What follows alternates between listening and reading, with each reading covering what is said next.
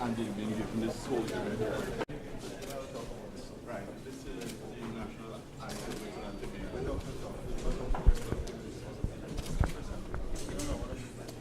It is a ministry-funded program, and this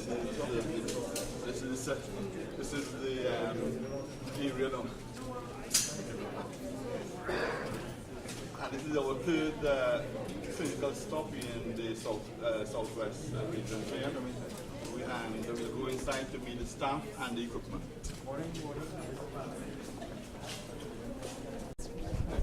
Hello, nice to see you again. How are you? Very good, yeah. Yes.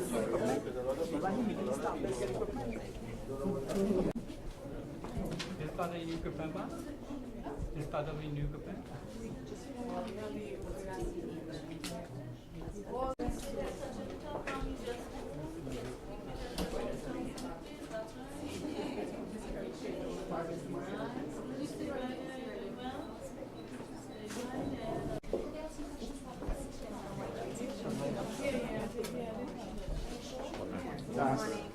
Would you take the message to the front station? Yes. What are you doing? Part of the study, right? How are you?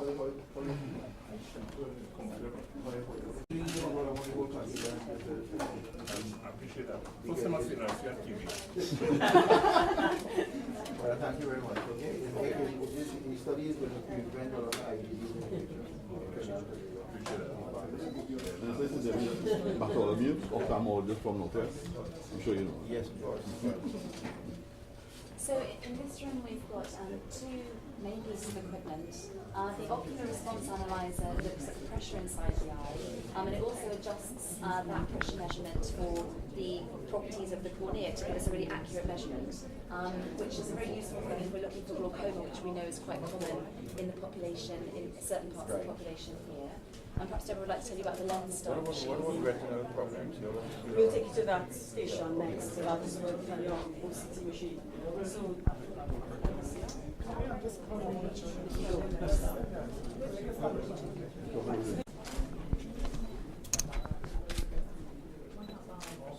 the puff of air, it's measuring the eye pressure, and it takes an average of the three pressures. And you can see that this pressure is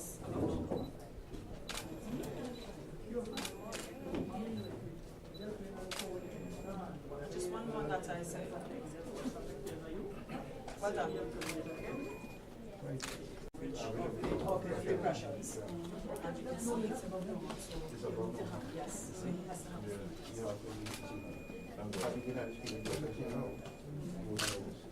When I checked before? I'm very occupied.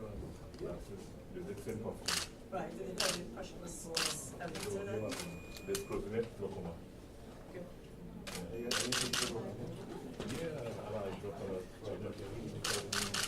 Imagine. I learned what it's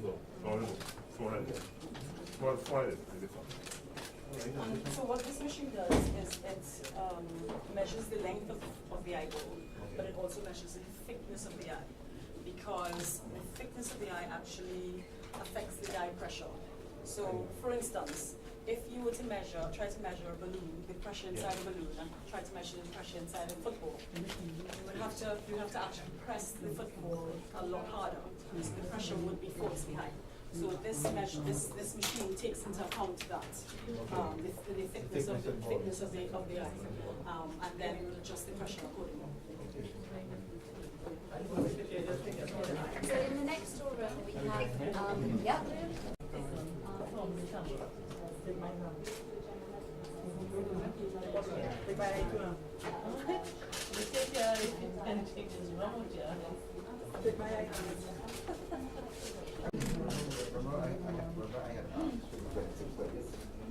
Right, so we're not currently, we haven't currently received approval for that, which is an extra ancillary study. So that's not currently forming part of what we're doing. Obviously, there are many risk factors for eye disease, and those include like the cardiovascular risk factors. Family history is a risk factor, and we know that genetics plays a large part, particularly in diabetes, cardiovascular disease, and glaucoma in this population. We need the approval. So yes, we're very keen to do it so that we understand all the risk factors for eye disease, which include both sort of behavioural risk factors, medical risk factors, family risk factors.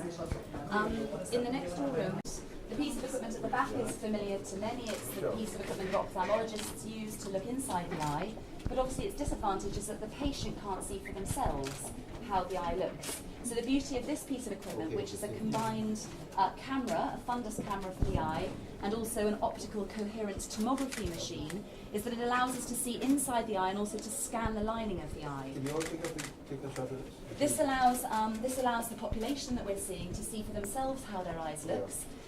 That's a very important learning opportunity, particularly for diabetics, because it helps them to understand what it is that their doctors are talking about in terms of their sugar control and their blood pressure control and quitting smoking and the importance of that for their blood vessels and for the health of the lining of the eye. And this also allows us to take some different sorts of images of the front section of the eye, which again give us information about risk factors for glaucoma. And as I say, it's a very valuable learning tool for the patients to see for themselves. This here is the back of the eye, Right. and this here is a scan to show different layers of the eye from the retina and the different, so we can see exactly So what's the happening. patient can see. Yeah. Mhm. That's right, they should see. Where's the back of the eye? This here. That's the back of the eye. And this here is the, if you turn the eye like this and you cut it in pieces, this is like from the It's a cross inside the eye section. down here, cross section. See the retina, the spaces. So we didn't check it for cataract. No. This is checked for the retina, which is the part of the eye. These are retinal diseases. Okay? You see, a More lot of... deeper than Yeah, let me tell you, it's important you all understand this. This whole study is geared towards prevention and looking at people who have retinal problems.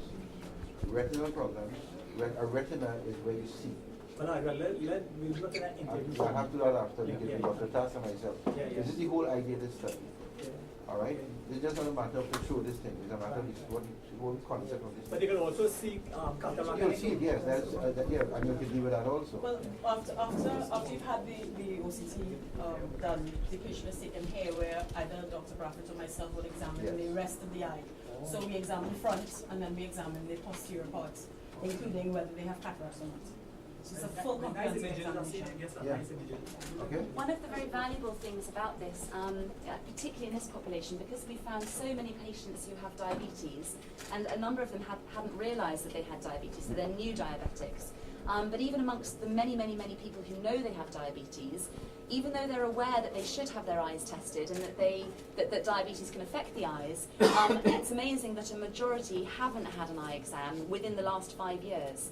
And one of the things I know that the ministry are doing is looking into trying to expand how many people have access to this sort of service where the inside of the eye is photographed and screened and graded to check for the diabetes changes. And so it's going to be very helpful to find out how common it is for those diabetics not to have had an eye exam or to have the sorts of problems that we see in diabetes at the back of the eyes, which require laser and intervention and better medical management to prevent vision loss.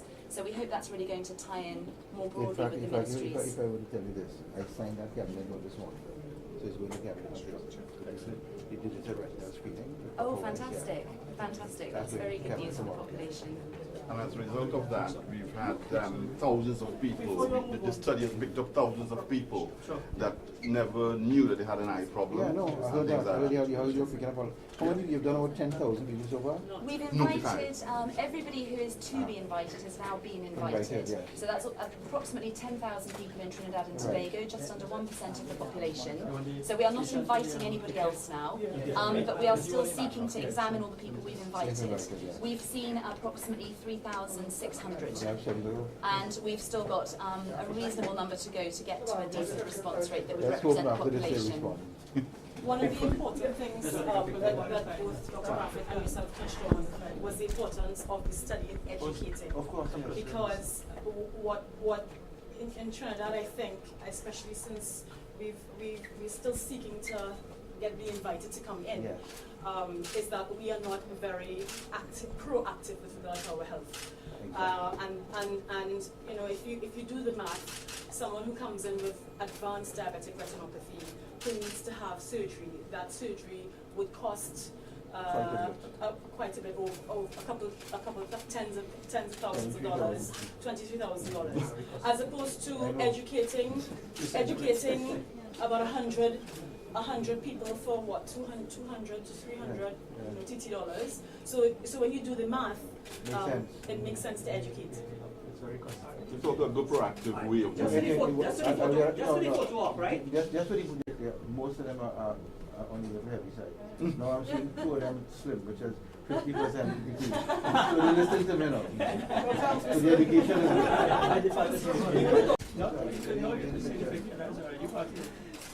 Okay.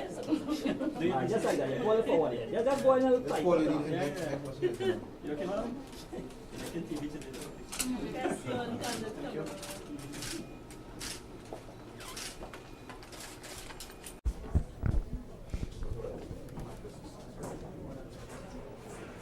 But this is one of the graduates of the optometry program. Is working with the optometry part of the study. So another important component of what we're doing obviously is assessing the vision. The glasses and the need for glasses both for reading and distance. When we invite people initially to come to the eye survey, they're often thinking about optometry and sight tests and glasses. And we spend a lot of time encouraging people to understand what we're offering is quite a lot more than that in terms of the general medical assessment and the opportunity to look into the eye as a window into the body and the general health.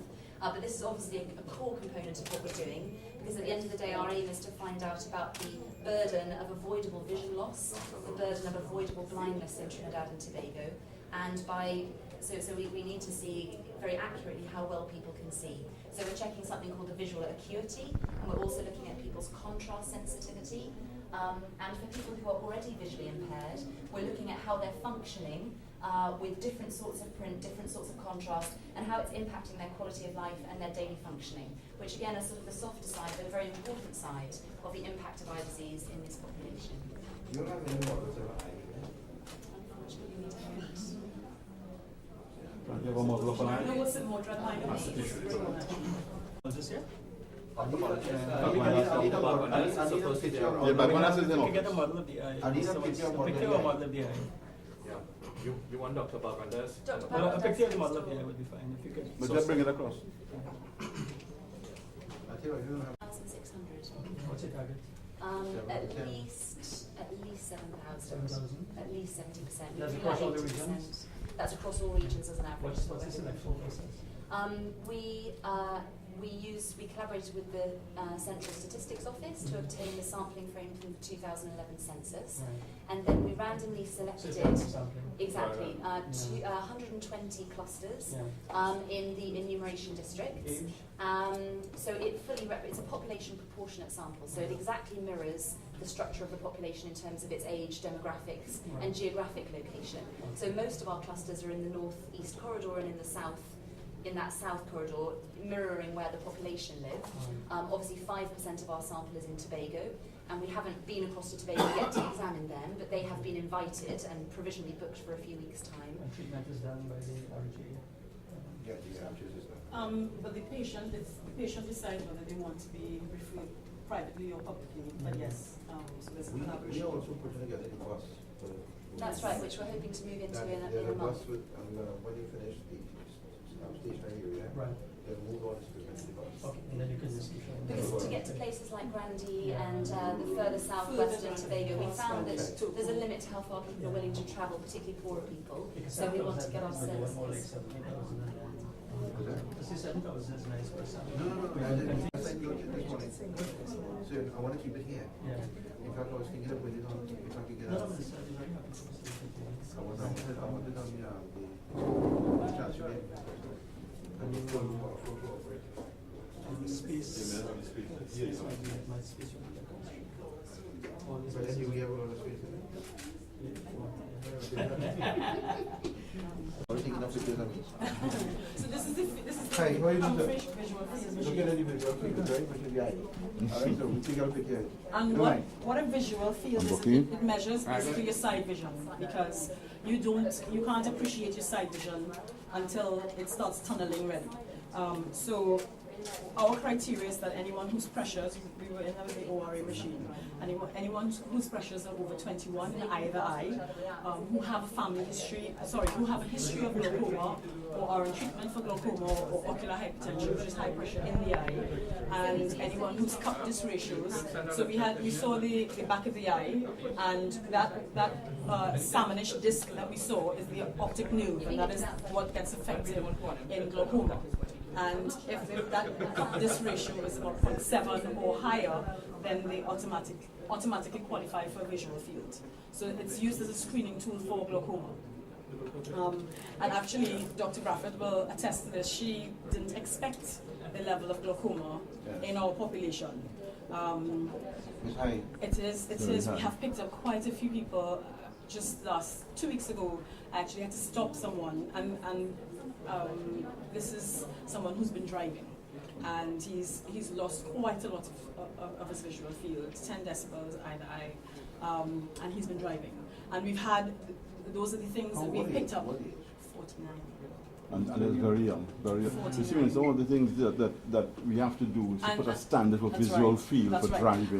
They must pass a visual field standard to get to driving. This is hopefully one of the aims would be to improve our standards for qualification for driving, because what people normally do is just pitch up to anyone and just do a, and there's no, an acuity, and there's no visual field. And his visual acuity is 6.6. That's right. His visual acuity was 6.6 and 6/75 and so with regard to his visual acuity, he qualified for a driver's permit. But that's right. But he definitely failed. And I actually had to stop. I had to suggest to him that he not drive, and we've had to make that suggestion to quite a few. No, once it's dead, once it says it's dead, that's it. And this is someone who, when he did come, he said, I haven't had to see an eye doctor. My vision is perfect. And this is that coming back to Trinidadians being proactive. Yes. If it's not broke, don't fix it. So that is our attitude with regard to health. And so we want most people don't see an optometrist until it's too late. Yes. Until it's too late. So we need to change regulations and get proper regulations. People with cataracts, glaucoma, and things like that, they have very poor fields. Yet they're driving on the road. And certainly very dangerous. And actually, it happened to. I don't want the headline is calm or to stop people from driving. No. So, doctor, certainly saying with regard to screening for glaucoma, and you continue for the age of 40, for the ones who have a family history, definitely younger. All right, thank you. So before you go, Doc, would this reduce the number of patients who have been referred to private institutions for the same test? Say it again? A number of patients, including myself, have been referred to private institutions for the depth of field test, amongst others. No, but this will reduce it because we have it now. Okay. It is available. It is available in the public health sector. It was not available at one time. Okay. No, it's only when I became minister, I realized that, 3 or 4 years. and I got a lot of complaints. So I asked them each RH to purchase the visual field test. As Doc was saying, that Port of Spain didn't have it. And I remember that's why I asked you. No, it did not. And it came in yet last year. Yes. Because we realized the need for it, because people had to be referred outside for this visual field test. A visual field machine is a mainstay of. You must have that. You must have that. That everybody must get one. And this machine is the gold standard in visual field. In fact, what we might even have to do, find a way to do it in the licensed authority. Put a visual field test with somebody there, with somebody who's trained, and then you could, before you get your license, go to one. Or ask them to come with a certificate. Yeah. Like all of That's what I'm saying. So at least you're and get the license. You could ask them to come with a certificate and of visual field, and that in addition to other. The take-home message from this is that what Dr. said here. There was a young 49-year-old person who was driving on the road and lost most of his permission. If he had to change a lane, and a car was coming on the right-hand side or left-hand side, he would not see that car. And that car would have to swerve and then he end up with a death or accident. Yes. Because and even someone crossing the street. Yes, of course, you wouldn't see that. Yes, you right. You won't see that person crossing the street on the side or that side. You only see straight forward like the tunnel. Yes. But tunnel is okay. alive. All right, what we're doing here, media. About 3 years ago, right? 3 years ago, I was approached to do this study, and it was approved by Cabinet for the National Eye Study of Trinidad and Tobago. I have Dr. SWRHA, and Dr. Bartholomew from Port of Spain. You have Dr. Bagwandas, you have another doctor, Lakram Bodo, but not eye doctor, and Dr. Bose Sharma. Now, the whole idea behind this study, Trinidad and Tobago has a high incidence of cardiovascular as well as diabetic people, population. And a lot of studies are looking at why. Is it a genetic disorder?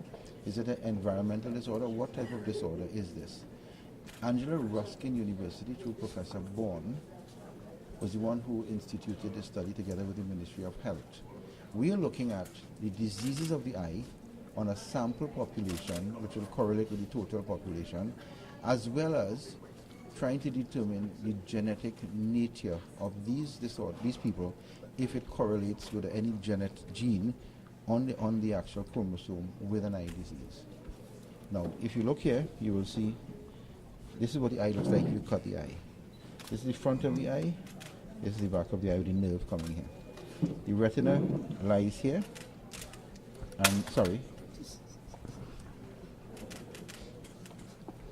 And the lens is right here. This study looks at everything behind here, what's happening, and also in front. It looks at the fields of how the eye sees, as we just said, visual fields.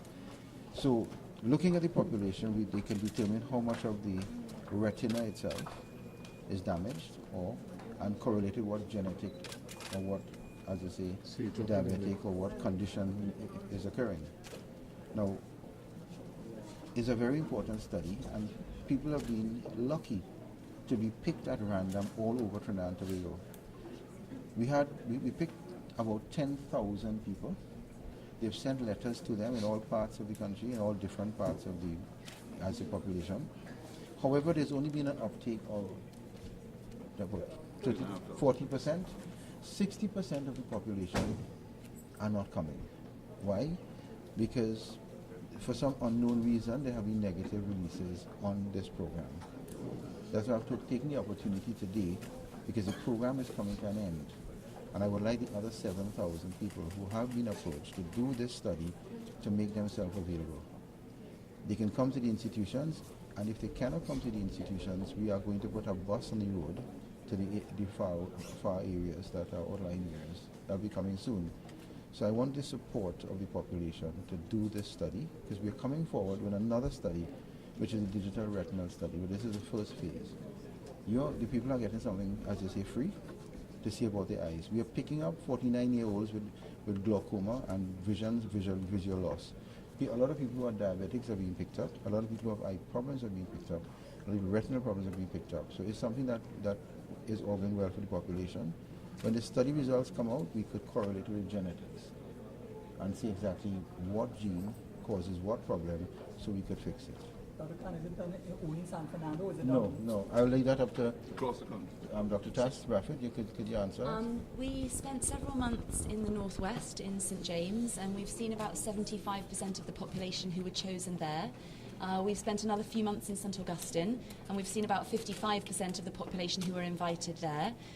We're now finishing up in San Fernando. We have just a few more weeks left here, and then we hope to go to Tobago in August, and then return, as the Minister has said, into a bus so that we can return to some of the areas where the response hasn't been so good yet, to give people another opportunity to come and see us, and particularly to take our services to people who live further away from the central places, so the east and the further south, and then back again for a brief while to the north and the north central to give people another opportunity.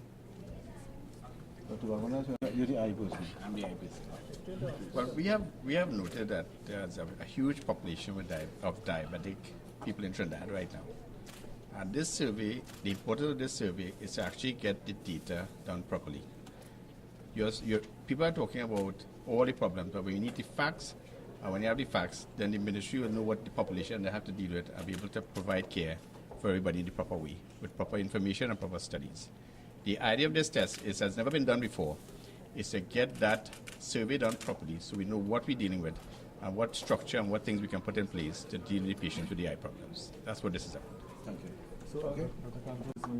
genetic as well. Well, if we are allowed to do the genetic part of it, we could correlate that. Right now, we are having a problem with people trying to stop the genetic program, but I'm all for the genetic program. How much is it costing? Totally, right now, I think about $3 million. And when exactly did it start? In terms About of 2 sending years out the ago. letters? 2 years ago, right? So yes, absolutely. It's been a long time in the planning, but the invitations, people have been being seen since October 2013. So we're about 8 months in now. But if I were to your question about how much it costs, it's costing far much more when someone comes in with one eye that is totally ravaged by diabetic eye disease, because that operation alone for one eye costs $23,000. And I won't even, I can't hesitate to guess. I will tell you, the ministry spends approximately $600,000 every 2 months to fix people's eyes. Check that. Could you tell us a bit about it? The visual field equipment, which is the last one we saw, that shows the actual fields that the eye could see. If any part of that field is destroyed by disease, people will see forward like a tunnel, but they won't see the sides. So let's suppose you're driving a car, you will not see the sides of what's coming at you. And if you change lanes, you could cause serious accidents. You could bounce people because you're not seeing it in your peripheral vision. The peripheral vision goes first and then the central vision goes last, because that's where the optic nerve is. So that's one, the visual field. We also have the retinal assessment, which is what we took pictures of. It shows the back of the eye and what it looks like. It also shows the anatomy of the layers of the eye, which is what you saw, the little sandwich. There's a visual acuity test, and there's also a test to look at the front of the eye for cataracts, etc. And there's also one for glaucoma, for pressures, as you saw the different tree pressures. So in a nutshell, it has every aspect of the eye, which is front, back, side, and in between, being looked at, and volumes. How long does it take per patient? How long does it take? The assessment takes about an hour and a half, because we're doing both medical optometry and ocular examinations. And how many can you do per day? We aim to see between 20 and 30 a day, because we have a reasonably large team, so we book them into slots by appointment only, and we try to keep it as efficient as possible, so there's no waiting in line and hanging around. They come, they start being seen within 5 or 10 minutes, and then the process finishes, and an hour and a half later they're finished. And if we find any problems, we give them a report and discuss their options with them. Some people choose to go to see private providers subsequent to seeing us, and others choose to be referred to the public system. And we've had great support in all regions from the public system seeing the patients for us who we've picked up problems with, for which we're very grateful. The 10,000 random patients you would have selected, Yes. is that across the country, or is it just in some? That's right, across Trinidad and Tobago. And 70% is how much have not come? That's right. For free service. That's right. Have you all been able to contact them? We're trying to. Yes, in person, by phone and in person as well. The team, one member or a few members of the team will go out to different districts, and we would screen those people, do a vision screening on those people who are 39 and under, and offer appointments for those who are 40 and above to come into clinic, and those who have failed vision screening but are between 5 and 39. When the program, I was going to say, each community has already been visited by the enumerators, usually 2 or 3 times, sometimes 4 or 5, to give the initial hand-delivered invitation.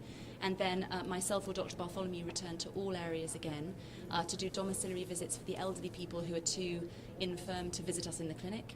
And our vision screeners also go and screen the younger people who haven't come to the clinic. So from everywhere from Morvan, Laventille and Belmont to Edinburgh, and now we're down south, and so we were in Chandernagore yesterday, and St Clements. We're visiting all the places that have been in all 120 villages. There have been some people in the Prime Minister's office who have had the screening done because they were chosen, and they are very, very happy. In fact, it's a fantastic study, and they asked me to spread it out to Canada.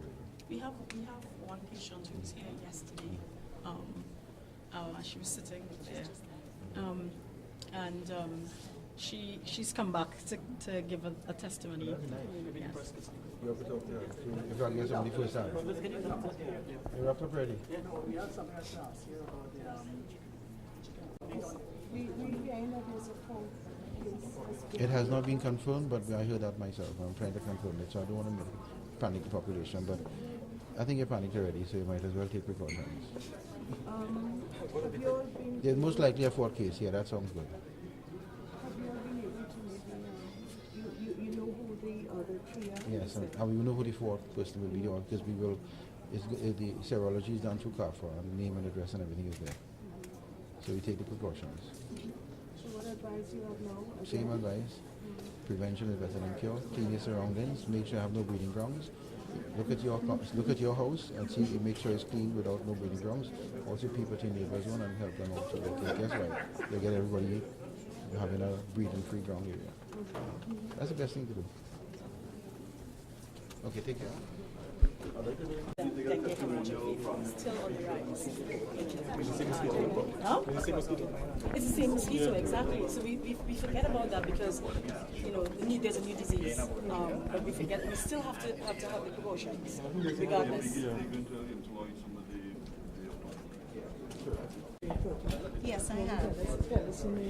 Hi, I'm Michelle Whitaker-Trotman, and I was one of the patients yesterday. I came and I got my eyes done here, and it was really enlightening because I was able to see the back of my eyes and see how pretty it looked. I didn't think that, that was possible. But with this screening here, it made it very possible for us, and I find it's a wonderful initiative. That I find the wider population should get involved with it because it helps. It really would help preventative as well as address whatever issues that they have currently. My findings were very good because they said that my vision was above 20/20. The back of my eyes were very clean and pretty. I saw all the veins and the everything. It was very nice, and they told me to keep up the good work, especially for my age. Which area are you from? I'm from St. Clements Junction in San Fernando. So there's no follow-up action? No, because they said that I am good. I am one of the good ones. Thank God I'm one of the lucky ones. Yes. Okay. Thank you very much. You're welcome.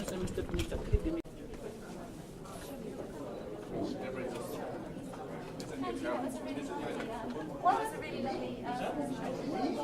Thank you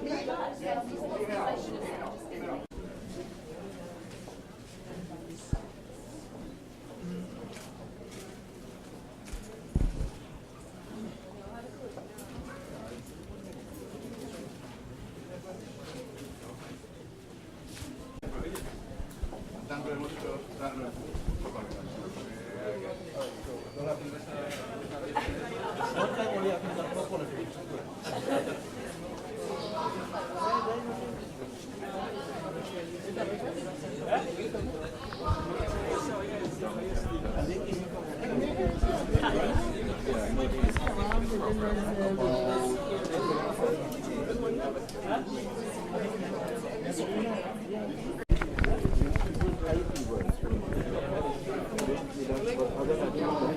But what I want to do is to put thermal cameras on the course. So when you walk in, be careful. Yeah. So you see people walking towards No? What? Put thermal cameras? No, that is screening. You are screening something that you're picking on like top. If you're getting the other sample, if you walk close to the camera, it picks up the heat. All heat. Even if you have a virus, you may have another thing. It doesn't become menopause, I hope there's a tender process that you once again takes a while to tender, but says that it's new.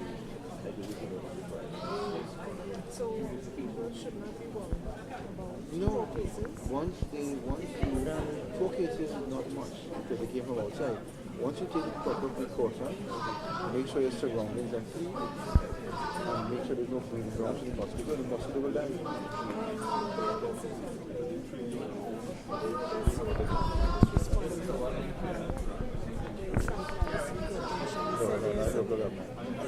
They were saying that for the contract expired. The city to take these animals to court. vacant lots and all of that, and that is delaying the process. Well, I don't think so, but I'll check it out. They must have, I'm not too sure. I can't answer that because not really. I don't think that was on the line. I'm sure I'll check it. Okay? All right, thanks.